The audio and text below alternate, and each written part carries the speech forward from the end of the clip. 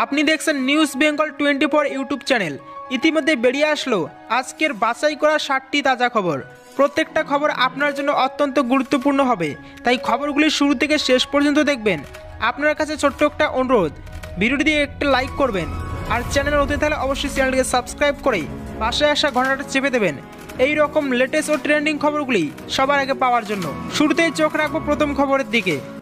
অভিষেকের চ্যালেঞ্জ গ্রহণ বিজেপির, ময়দানে নামার সময় জানিয়ে দিলেন তৃণমূলের সেনাপতি। অভিষেক বন্দ্যোপাধ্যায়ের চ্যালেঞ্জ গ্রহণ করল বিজেপি। 100 দিনের কাজ এবং আবাস যোজনার আর্থিক বরাদ্দ সংক্রান্ত তথ্য জানাতে মুখোমুখি তর্কে বসার চ্যালেঞ্জ করেছিলেন অভিষেক বন্দ্যোপাধ্যায়। কোথায় কখন দেখা করা যাবে তা জানতে চাইল গেরুয়া শিবির। জলপাইগুড়ির ময়নাগুড়ির সভাস্থলে শ্বেতপত্র নিয়ে দেখা করার কথা জানালেন অভিষেক বন্দ্যোপাধ্যায়।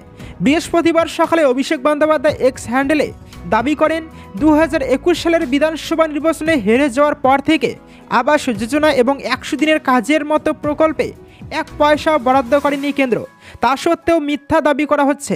কেন্দ্রের বিজেপি সরকারকে আর্থিক বরাদ্দ সংক্রান্ত শ্বেতপত্র প্রকাশের দাবি জানান অভিষেক বন্দ্যোপাধ্যায়। এমনকি 1-to-1 বসে হিসেব দেওয়ারও চ্যালেঞ্জ ছুড়ে দেন তৃণমূল নেতা। কিছুক্ষণের মধ্যে অভিষেক বন্দ্যোপাধ্যায়ের চ্যালেঞ্জ গ্রহণ করে রাজ্য বিজেপি। এক্স হ্যান্ডেলে একটি বিজ্ঞাপন পোস্ট করে গেরুয়া শিবির। তাতে লেখা হয়, আপনি আপনার সুবিধামতো স্থান ও সময় জানান, আমরা আমাদের যুব মোর্চার কোনো এক কর্মীকে পাঠিয়ে দেব বিতর্কের জন্য। আপাতত বিজ্ঞাপন পড়ে নিন। ওই বিজ্ঞাপনে কোন প্রকল্পে কত বরাদ্দ করা হয়েছে তা উল্লেখ করা হয়। আবার তেমনই রাজ্য সরকারের অসহযোগিতায় কোন কোন প্রকল্প থেকে বাংলার মানুষ বঞ্চিত তার উল্লেখও রয়েছে। ওই বিজ্ঞাপন সহ বিজেপির পোস্টটি রিপোস্ট করেন অভিষেক বন্দ্যোপাধ্যায়। বৃহস্পতিবার বিকেল 3টে নাগাদ ময়নাগুড়ির টাউন ক্লাবের মাঠে আবাস যোজনা এবং 100 দিনের কাজের আর্থিক বরাদ্দ সংক্রান্ত শ্বেতপত্র সঙ্গে নিয়ে আসার কথা বলেন অভিষেক বন্দ্যোপাধ্যায়। এক্স হ্যান্ডেলের তিনি আরও লেখেন, দেখা হবে বৃহস্পতিবার জলপাইগুড়ির ময়নাগুড়ির টাউন ক্লাবের মাঠে নির্বাচনী জনসভা করবেন অভিষেক বন্দ্যোপাধ্যায়। অভিষেকের সঙ্গে কোন বিজেপি নেতা দেখা করতে আসবেন এবং কী নথিপত্র দেখান তিনি, সেদিকেই এখন নজর সকলের। বিজেপিতে ফিরলেন অর্জুন সিং, তৃণমূল ছেড়ে যোগ দিব্যেন্দু অধিকারীর। বিজেপিতে ফিরলেন ব্যারাকপুরের সাংসদ অর্জুন সিং। একই সঙ্গে বিজেপিতে যোগ দিলেন পূর্ব মেদিনীপুরের তমলুকের সাংসদ দিব্যেন্দু অধিকারী। শুক্রবার দিল্লিতে এই যোগদান পর্ব হয় দুষ্মন্ত গৌতম, অমিত মালব্যর উপস্থিতিতে।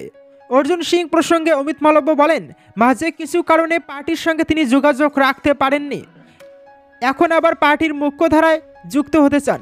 অন্যদিকে বিজেপিতে যোগ দিয়ে দিব্যেন্দু অধিকারী বলেন, আজ আমার জন্য খুব শুভ দিন, আমি আজ বিজেপির সঙ্গে যুক্ত হলাম। শুভেন্দু অধিকারীর নামও এদিন শোনা গেল দিব্যেন্দুর মুখে। বলেন, উনি বিধানসভার ভিতরে এবং বাইরে লড়ে যাচ্ছেন।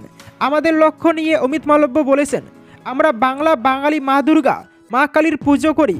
সন্দেশখালীতে যা হয়েছে মহিলাদের প্রতি, এর নিন্দার কোনো ভাষা নেই। সারা দেশের ইস্যু এখন সন্দেশখালী। বিজেপির কর্মী হিসাবে মাঠে নেমে বিজেপিকে এগিয়ে নিয়ে যাওয়াই লক্ষ্য। অন্যদিকে বিজেপি সাংসদ অর্জুন সিং ঘরোয়াপসির পর এদিন বলেন, 2021 সালে যেভাবে ভোট পরবর্তী অশান্তি বাংলায় হয়েছে, যেভাবে খুন রাহাজানি হয়েছে, সেখানে সব থেকে বেশি আমার এলাকায় লোকজন অত্যাচারিত হন। বিজেপি কর্মীদের বাঁচাতে অল্প সময়ের জন্য আমাকে দল থেকে দূরত্ব রাখতে হয়েছিল। খুব কষ্ট করে তাদের রক্ষা করতে হয়েছে। তবে বাংলার তৃণমূলের সরকারের এসব নিয়ে কিছু যায় আসে না। ক্ষমতায় থাকতে পুলিশকে কাজে লাগিয়ে অত্যাচার করতে জানে ওরা। সন্দেশখালী তার প্রমাণ। প্রতি বিধানসভায় এরকম সন্দেশখালী রয়েছে। প্রতিবাদ করতে পারবেন না কেউ, এমন অত্যাচার বিশ্বে কোথাও হয় না।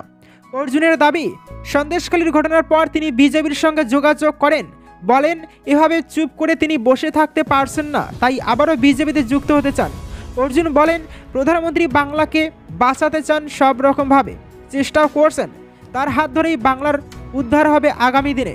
অর্জুনের মুখে এদিন শোনা যায় সিএএ এর প্রশংসাও। বলেন, এই আইন কার্যকর হওয়ায় মতুয়া নমঃশূদ্র ভাইদের একটা স্বীকৃতি হলো যে ওনারা শরণার্থী নন। অথচ বাংলার মুখ্যমন্ত্রী এর প্রতিবাদ করেন। তিনি বলেন, এসব বিষয়কে সামনে রেখেই আমার মনে হয়েছে আবারও বিজেপিতে সক্রিয় হই। CPM 26, TMC 9। লোকসভা নির্বাচনে বাংলায় লাল ঝড়, প্রকাশ্যে চমকে দেওয়া ওপিনিয়ন পোল। 24-এর লোকসভা নির্বাচন আসন্ন, শীঘ্র ঘোষিত হবে নির্বাচনী নির্ঘণ্ট। তার আগে একাধিক সংবাদ মাধ্যম জনতার রায় তুলে ধরার চেষ্টা করছে।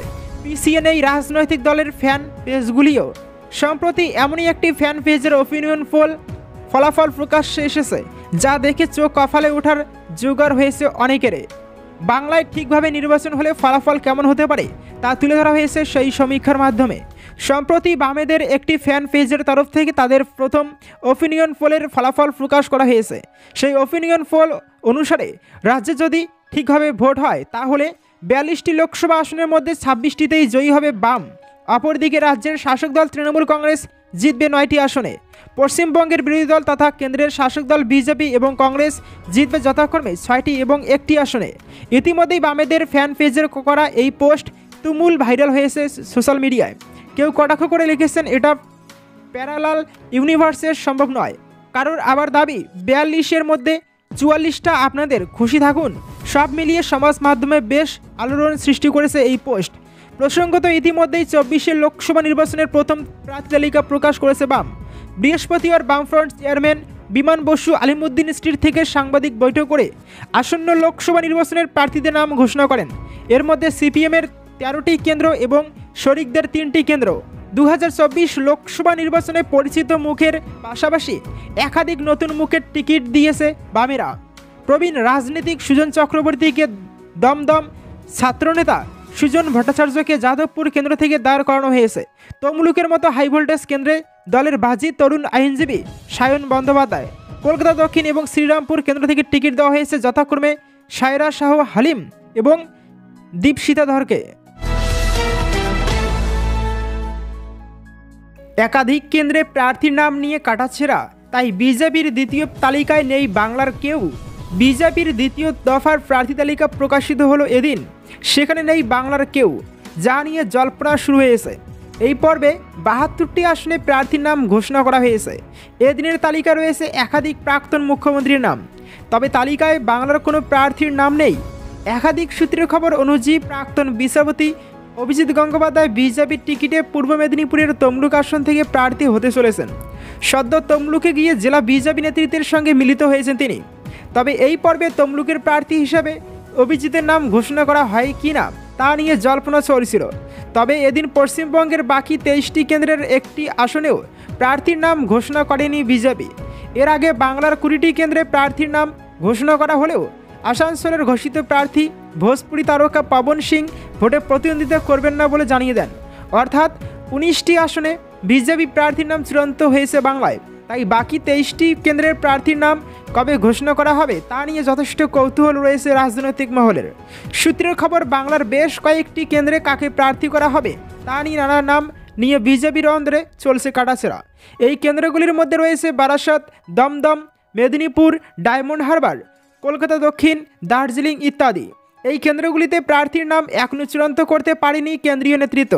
তাই বুধবার দ্বিতীয় দফার তালিকায় বাংলা থেকে কারো নাম ঘোষণা করা হয়নি। এদিকে বিজেপির দ্বিতীয় দফার তালিকায় প্রার্থী হিসেবে কেন্দ্রীয় মন্ত্রী নীতিন গডকরির নাম রয়েছে। নাগপুর কেন্দ্র থেকেই লড়বেন তিনি। আর প্রথমবার ভোটের লড়াইয়ে নেমে কেন্দ্রীয় বাণিজ্য মন্ত্রী পীযূষ গোয়েল লড়বেন মুম্বাই উত্তর কেন্দ্র থেকে। এছাড়া হামিরপুরে কেন্দ্রীয় মন্ত্রী অনুরাগ ঠাকুর, বেঙ্গালুরু দক্ষিণ কেন্দ্র থেকে বিজেপি যুব মোর্চার সভাপতি তেজস্বী সূর্য, হরিয়ানার কার্নাল কেন্দ্র থেকে সেই রাজ্যের সদ্য প্রাক্তন মুখ্যমন্ত্রী মনোহর লাল খট্টার, হরিয়ানার সিরসা থেকে অশোক তনওয়ার, উত্তরাখণ্ডের হরিদ্বার থেকে সেই রাজ্যের প্রাক্তন মুখ্যমন্ত্রী তীরথ সিং রাওয়াত।